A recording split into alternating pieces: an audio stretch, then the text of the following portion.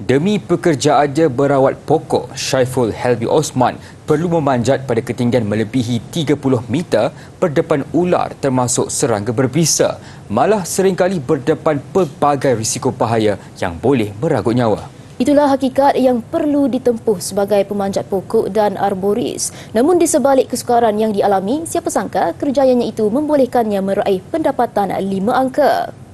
Ikuti segmen Projek Inspirasi yang disediakan.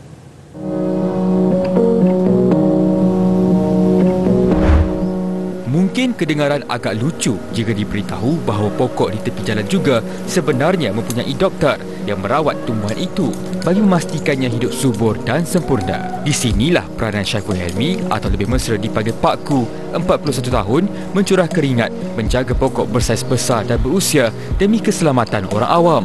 Kerjayanya sebagai perawat pokok bermula sebagai pemanjat sejak 17 tahun lalu. Dengan kelebihan memiliki sijil sebagai raja hutan, dia kemudian diberi peluang majikan menerokai minatnya itu untuk bergelar arboris.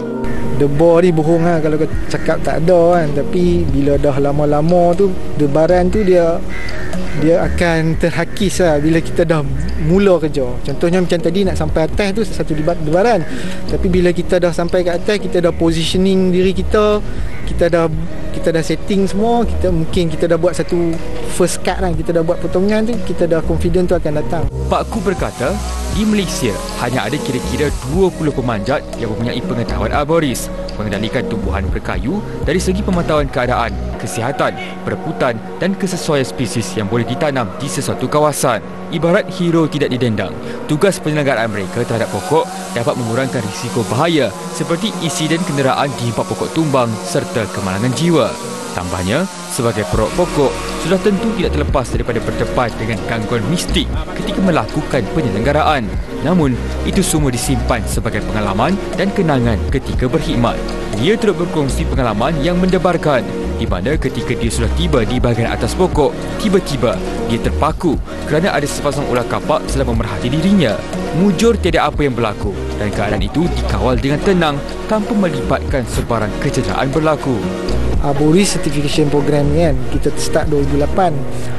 Tapi dalam tempoh 2008 sampai sekarang ni mungkin dah nak capai berapa tahun dah? 2008, dalam 15 tahun tu dia sebenarnya meluas, tapi ramai lagi orang tak tahu bahawa panjat pokok ni sebenarnya boleh menjadikan pendapatan sebenarnya. Dan kalau tugasan saya ni, dia punya payment per pokok, kalau boleh lagi banyak pokok kita habiskan, lagi banyak duit kita dapat kan.